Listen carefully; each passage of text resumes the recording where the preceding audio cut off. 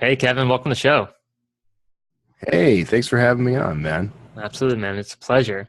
So, for folks listening, if you haven't met Kevin yet, Kevin Tumlinson is a thriller and speculative fiction author, and he's also the director of marketing at Draft to Digital, one of the biggest automated self-publishing services companies out there.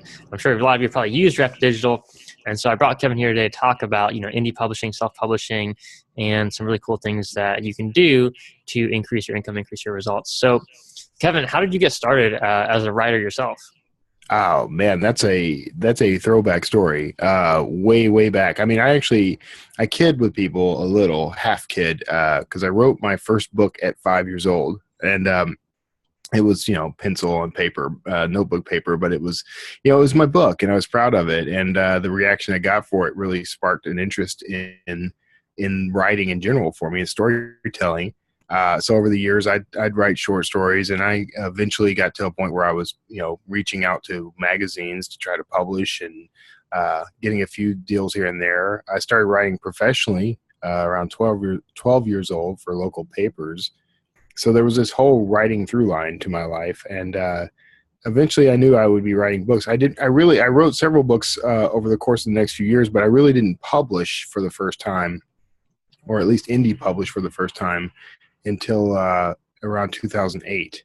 So I've been in the game since then. I somehow missed out on the whole Kindle gold rush thing. Maybe that's for the best, but I wasn't trying to rip anyone off. So maybe that's why I didn't blow up huge in 2008. Gotcha. So 2008, that's like super early for indie publishing. So can you Yeah, tell us about that? Because like I didn't get started till like 2011. That was kind of like the middle of the Kindle gold rush, so to right. speak. But 2008, I mean, like, what was it like back then? It was a different landscape for sure. A lot of the tools we take for granted now were not around yet. Amazon was just sort of dipping toes into the waters at that point, and some of the services we know now, like CreateSpace and that sort of thing, they existed but under different names. I can't even remember what the name of CreateSpace was back then, but I essentially got into the point because I had a traditional contract at one point, and decided that after doing a bit of math, I figured out I was going to really lose money on the whole thing, and so I pulled back. I lost the rights to that book for 4 years, so I just wrote another one, and um, I started looking at options to self-publish because I wanted more control over the work and ownership of the property, and so I kind of stumbled onto an early version of KDP. I don't even think it was called. I don't think it was called anything related to Kindle at that point. I think it was just a publishing platform that Amazon was rolling out, and it was clunky, and I played with it until I kind of figured it out and rolled with it. And my first book sales were, fairly low, of course, because not a lot of people had really adopted the ebook as a viable reading, something they could read. And most people preferred print books. So I was seeing, actually, at that time in my life, more print sales through publishing on demand. And whatever, I was okay with that. I thought that was a book too. The whole ebook thing, I kind of just included as a sort of, an extra add-on. Little did I know that would build my career over the next couple of years. So. Yeah, that's awesome. So, uh, you mentioned having control over your work, right, with a traditional Right. publisher versus indie publishing, and I think a lot of us, we kind of know what that means. But can you give us like some examples or some insight into what that really meant for you in your situation? I mean, for me, having the experience of losing a book basically for a period, all that work that I'd put into it, and by the way, have never published that book. I may someday. It's a little painful to go back and look at something like that, and I remember everything that happened. But at the time, I mean, I became very concerned with my rights and holding on to the rights for my work because I had lost some. And so, when I was looking at traditional contracts, they almost everything I came across hinted at the fact that you were going to sign over at least part of the ownership of this property, and sometimes it was pretty severe. I had, at the time, I was working in film and TV, and I had a dream or a goal at that time to write a property that would become a television series or a film or both. And I didn't want to risk losing that. I didn't want to risk, handing those rights over to someone else. So this whole question of rights, and to this day, it can still be a little confusing. And I think people can sometimes accidentally give up rights that they meant to hold on to. So I loved the idea that, I could self-publish. That would allow me to reach out and build an audience directly, and I wouldn't have to worry about someone else coming along and pulling me up short, preventing me from deciding that I want to lower the price of the book, or I want to give it away for free, or I want to take segments of it and make them short stories. No one could stop me from doing that. So that was something that was very attractive to me.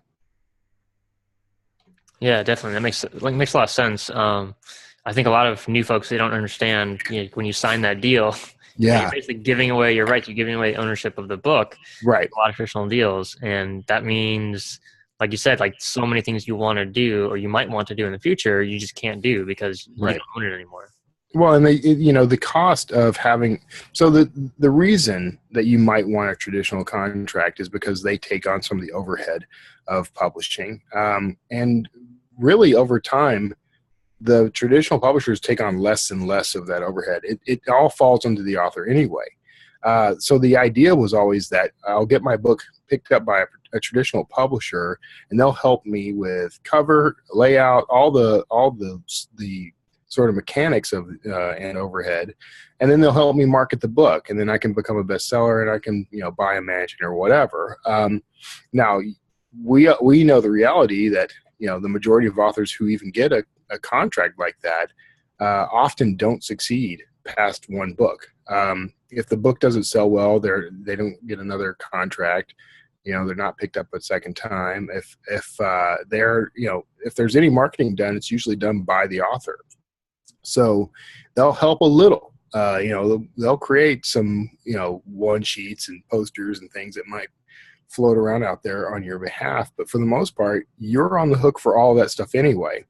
If I'm going to put that much effort into marketing my work, I want more reward for it. So that's one of the things that really attracted me to indie publishing in the first place. And I think it's what attracts a lot of indie publishers. Once people kind of catch on that I can own more of what I've created, it's my property, I can do with it what I want. The responsibility is on our shoulders, but so is the reward. So it's worthwhile to consider that. And if you do really want a traditional contract, there's nothing at all wrong with that. You can pursue that too. But you actually have a much easier time getting that contract, getting an agent, and getting a publisher if you've already built what's known as an author platform. And you can do that with your indie publishing work. So basically, you can create the path for your career by taking ownership of your work up front, which is just amazing. You really can't do that in very many other industries. I mean, maybe film, possibly music, and the IP industries, I guess, afford that. But for the most part, indie publishing is fairly unique in that. Yeah, definitely. So you mentioned a cool point before that, that you have the responsibility when you self-publish, when you own your own work and you publish your own work, and you also get the reward, right? And I think, one of the real blessings of it is that responsibility part, because it can seem like, a lot of work and a lot of commitment and financial investment and so forth. But when you realize at the end of the day that your book's success and your success as an author is 100% on your shoulders, right, then you're much more likely to actually take that next step and to make that commitment and to be successful because you realize it's all on you. And I think a lot of folks, we get that traditional deal or we find, a hybrid publisher or something and we just kind of like hand the book off and expect it's, everything's going to work out perfectly. And we kind of start to give away that responsibility. And in my experience, the folks who are really successful authors and entrepreneurs and artists are the folks who are 100% committed to their own success. And, every day they're focused on what can I do today to actually grow my business and make this work. Right. And there's a sort of appreciation that comes with taking this stuff on yourself. You learn the value of what, let's just go back to traditional publishing. You learn the value of what that publisher is actually offering. And it goes both ways. One, you learn that it has value. because sometimes authors come into the business not really realizing how much value the pretty picture on the front of the book has, and what that brings to the game, or the book description, which is deceptively difficult to do. They understand that there is value for that now, but they also understand what the limits of that value might be. I know that I can go, if I pay for a cover, I can get a pretty decent cover in the range of $300 to $500, which, that's the value, right? I can get layout done in the range of $200 to $300. I can get, editing done in that range. And so, or more, you can pay more easily. But I know what the limits are. So when I'm negotiating a contract, I know that I can look at these terms and say, look, these, I deserve more points. I deserve more of a percentage on royalty than, 3% or whatever, because I understand what the value of each of these things are. It gives you a little bit more negotiating power. And then, of course, you're able to, because you understand the marketing, you gain a lot. Being an indie publisher really gives you a great education for marketing your work. I mean, almost every indie I've ever known at some point comes to understand the value of marketing, which is rare before you start. No one really understands what it is, first of all, but having this experience means that if you do go out there and get a contract with somebody or whatever, if you decide to take that turn, now you know that marketing is an essential part of your success. So all these other benefits you might get from them are great, but none of it means anything unless you can reach out and engage a platform and make the sales. Frankly, I would rather do that and recoup more of my royalties than to cut someone else in, and on the off chance that having them on board might bring me more readers. So yeah, definitely. It's very true that by going through that process of self-publishing, you get more feedback faster, right? You learn more faster. You learn about marketing. You learn about cover design, all these other aspects. And I think one of the potential downsides of traditional publishing is that, if you get a traditional book deal and your book has come out for 2 years, you don't really get to experience the marketing of the book for 2 years. Right. Whereas if you were self-publishing, you can experience that. When you have 2 years of experience, you can have 2 years of trial and error and practice and building an audience. That is very hard to do pre-book launch, right? Because you can get pre-orders and stuff, but you're not going to get people happily reading your book and passing word of mouth on because your book isn't published yet, right? And so I think that's another huge benefit, is that you can immediately jump in and start to learn. With the internet today, with the way technology is changing, everything's changing so fast, 2 years of experience is a huge difference, like it's a world of difference. And the difference that can make in your long-term career is really significant. No, 2 years into my career as an indie publisher, I could go toe to toe with just about anybody in the publishing industry. And I knew the lingo. I knew tips and tricks. I knew everything that I needed to know to really be competitive, I guess. I don't really consider this a competitive business, but I could stand in, and I did. I stood on panels frequently at conventions and elsewhere and discussed publishing as a business with people who'd been in the business for 20 or 30 years. And there was fundamentally no difference in the advice we were giving, other than I was saying, own as much of your property as possible. So yeah, it's awesome. It's like going to battle, man. It's like the difference between doing military exercises at peacetime and being in the trenches in the middle of war. Like you learn a lot faster because you have to. And you see the connections a lot easier. It makes it much, much simpler, really, because one of the things I see frequently with indies is their ability to kind of cut through all the nonsense. Like, this is all the fluff, and I don't need that fluff. All I really need to concentrate on is, the concept of minimal viable product, for example.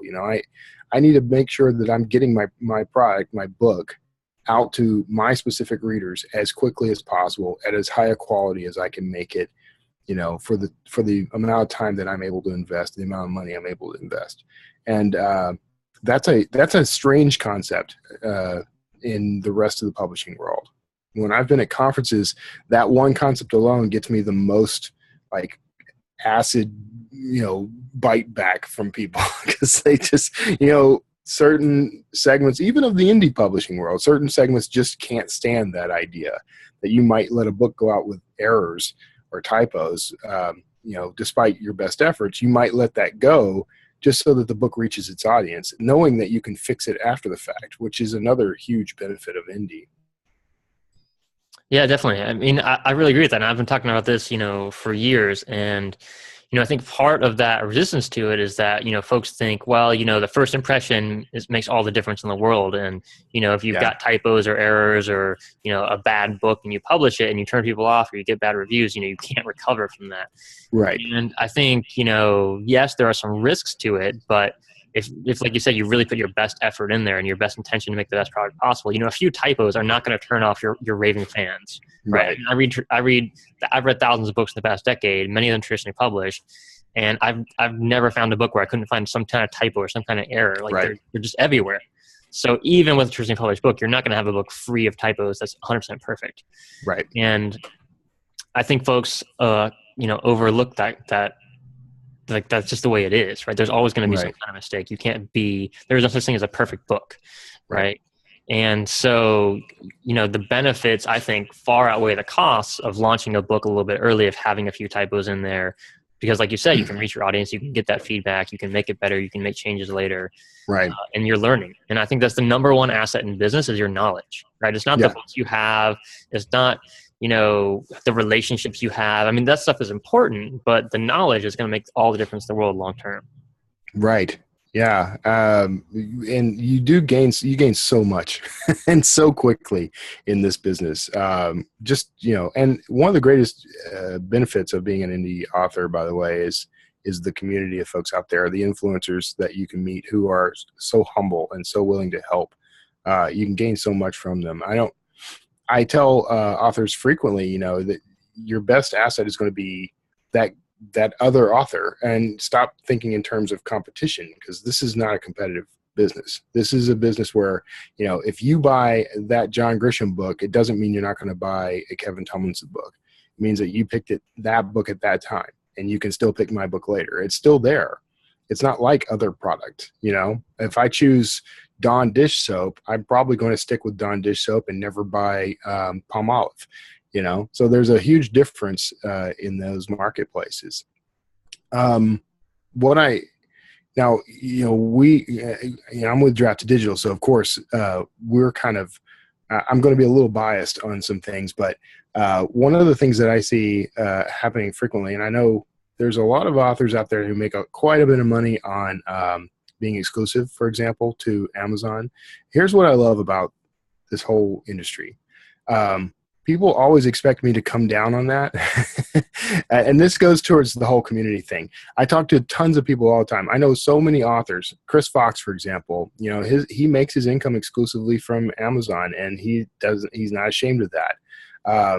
So I've actually put a lot of thought into this. And what I've realized is, there is nothing to be ashamed of in either direction. It's all about the strategy you're choosing.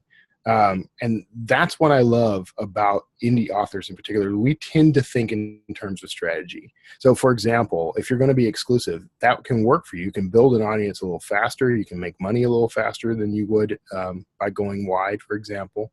That can be a great benefit to you, especially if you're just starting out with like one or two or three books.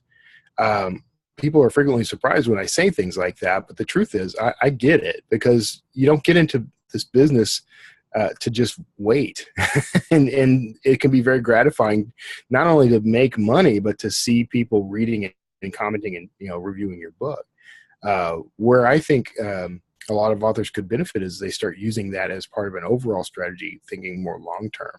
And that's the kind of thing I push, because I'm with Draft to Digital, of course, but I actually started doing that myself years before I came to Draft to Digital, which was this idea of, let's leverage the tools we have and find new ways to use them. And one of the new ways that I'm kind of pushing these days is go exclusive for your first couple of books. Get into that, you've got a minimum of 90 days. In that 90 days, write the next book, and do it again. and start building up some momentum there. And then as you get further along, take those early books and start experimenting with going wide. And, you know, of course, you have to actually market wide from the beginning. You can't just focus only on Amazon readers. You're going to have to start building some anticipation for your work out in the broader world. So go out and start, you know, if you're using Facebook ads, for example, make those, you know, target those at people who may not be able to read your work right now. And if you get people who are contacting you complaining that they can't get your book on Kobo or Apple iBooks or something, that's a win. You know, they may be ticked off, but you can say, get on my mailing list. You know, here's the address. And not only will I give you a book for free, but as soon as my books are available on other platforms, you'll be the first to know. And so that's a great problem to have. And I bring all that up because indie authors in general, we're strategic thinkers. Like the whole reason it appeals to us to go indie is not just the ownership of our work, but the fact that we get to control all these little things. We become obsessed with data, perhaps, or we become obsessed with, you know, the different techniques for marketing. I mean, it all falls to us, but we're really hardy people. Like, we really love taking this stuff on, and we think strategically about every aspect of it. Yeah, definitely. And I think, you know, one of the kind of beliefs and you have in there, the clear from what you just said, which I think is really important, is that, you know, like, write another book in 90 days, right? So writing multiple books, start your first 3 on Kindle Unlimited, right? And I think a lot of authors don't have that long-term mindset. They think, well, I'm going to just write, you know, a romance novel or a sci-fi novel or a self-help book or whatever, and just publish that one book and just see if it works. And if it doesn't work for me, I'm going to quit. I'm going to do something else. Right. Yeah. And I think, you know, the folks who are successful, they do not have that mindset. It's like, I'm going to write one book and then another and then another and another. And yeah, there are some folks, like, I've got some clients who, you know, they'll just have one book. They're an expert, they're a doctor or whatever. They just have one book, fiction book usually. And that's their whole platform because they've got other stuff going on there. They do seminars and stuff like that. But like, if you're going to be a full-time author and you really want to be successful as an author, it's not the kind of thing where you just dip your toe in the water and publish one book and then just hope you're going to be successful. I think, like you said, you know, indie authors think strategically. I think a big part of that strategy is that long-term mindset and writing multiple books and testing out different things, right? Testing Kindle Unlimited, going wide, right? Testing different kinds of promotions, free promotions and 99 cents and Kindle Countdown deals and, you know, social media and all kinds of different stuff. And that's how you create success long-term, by testing out different things, by constantly making forward momentum. Because let's face it, I mean, if you're a reader and you're looking for a great sci-fi novel or whatever, I mean, are you going to just be super excited about the author with one book or the author with like 10 books, right? And of course, it's the author with 10 books is going to win every time, because once you find a book you love, you're just going to keep, like, you just want to get more of them, right? Right. You know, I just interviewed Dean Wesley Smith yesterday, and I asked him, you know, I always try to ask authors how they market their work. And I kind of knew where he was going to land on that, because his answer was, you know, I don't market my work because I don't have to. And the reason he doesn't have to is he's got 150 books out there. If a handful of readers discover just one of his books and like him, they're going to go look for the rest. And at, you know, 150 books, there's lots of margin, you know. So just having a large catalog can be a marketing tool in and of itself, because it makes you easier to discover, and discoverability is the biggest challenge authors face. There are no really handy tools just yet for increasing discoverability. But 2, once you are discovered, if you've got this huge back catalog, suddenly these readers have a mountain to dig into, and their word of mouth is the best advertising there is. They're probably going to tell other people, this guy's got, you know, 40 books, 80 books, whatever. You should read this one. And then the cycle starts all over. I was going to bring this up. You mentioned it, and I can't remember exactly what you said, but one of the things that I recently dealt with an author who is just depressed over the fact that he's not getting any sales. And you said something about experimenting. And I pitched this idea to him, and he just flat out rejected it. It made me very sad, because he's publishing through us, Draft to Digital, and he's getting no sales. And he's very vocal about it. And I said, you know, well, have you ever thought about, you know, trying just going to KDP Select, go exclusive for a while, because he has quite a few books, double digits, and he's not doing so hot. But he's doing the same thing over and over again, which we all know is the definition of insanity, right? So he's just keeps trying the same. He keeps butting his head against the same wall. There's nothing at all wrong with taking a left turn and just trying something completely new. It's not going to hurt his sales to pull him out of wide distribution, because he's not making any sales. So he loses nothing but could gain everything. And I think one of the things that we get hung up on as authors is we tend to try to stick to the thing that maybe it worked once. We didn't fully understand why it worked, but it did work. Maybe it works for a fellow author. We tend to stick to those things instead of branching out and experimenting and finding new ways to do it. And the same goes in reverse. I know plenty of authors. I've known authors who were in KDP Select who weren't making great sales. They literally were not reaching the goals that they had, because their goal was never to be just an exclusive Amazon author. They weren't reaching the people that they wanted to reach, and it took them forever to come around to the idea that maybe I should go wide and focus my energies on building a wider platform. And it worked for them. It was a long-term strategy, but it worked. So if you're stuck, one of my best recommendations is to look at what the alternatives are, and consider, even if it's drastic, consider taking that left turn. Yeah, definitely. That's good advice. I think, like you said, when things aren't going the way you plan, when things aren't working out for you, there's no downside to change, Right. and there's so much to gain from it. And I think, I think it requires a certain level of awareness, right? Like that awareness Right. of what is your situation actually like? Like how much money did you actually make last month? How many books did you actually sell last month? Right. And then looking at that situation honestly and saying, okay, if I keep doing what I'm doing, is this actually going to work for me? Or do I need to test something out and change something? And like you said, when you experiment and you have the strategy, that long-term thinking in mind, you're going to learn some new stuff, right? And that one idea that you learn from testing out something new could be the thing that changes your career for the good. Yeah.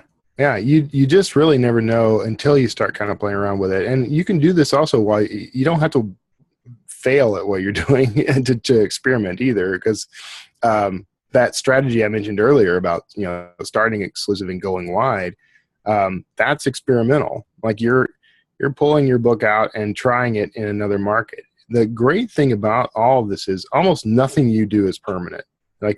Or it doesn't have to be permanent.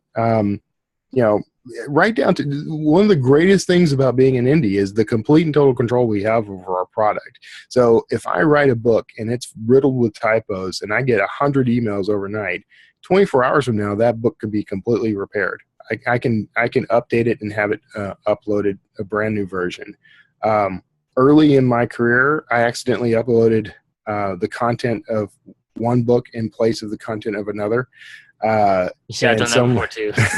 I mean, see, isn't it bizarre that we live in a world where that can even happen? But the awesome thing was I was able to fix that right away. I sweated it for 24 hours, but I was able to kind of pull the book from sale, upload new content, get it all up there. And the few people who got the original, I contacted them to update it, and they did. And there was no lasting damage. Nobody wrote a record somewhere saying, Kevin goofed on this book. Now, that said, I have in a public school library in Angleton, Texas, are a couple of copies of a book where the title is misspelled on the spine of the book. And that is embarrassing. And what can you do about it? So you can fix that sort of thing in digital overnight, but when it comes to print, it could be forever. So you do want to be careful. Yeah, absolutely. Well, thanks, Kevin. You've given us some great advice and wisdom today. Man, I really appreciate it. Where can folks find out more about you and what you're doing? Well, you definitely need to check out Drafted Digital, and that would be drafteddigital.com. We have all the near misses, so however you want to spell it, but we spell it draft2digital.com. That is a great source for indie authors. There's no charge for using it.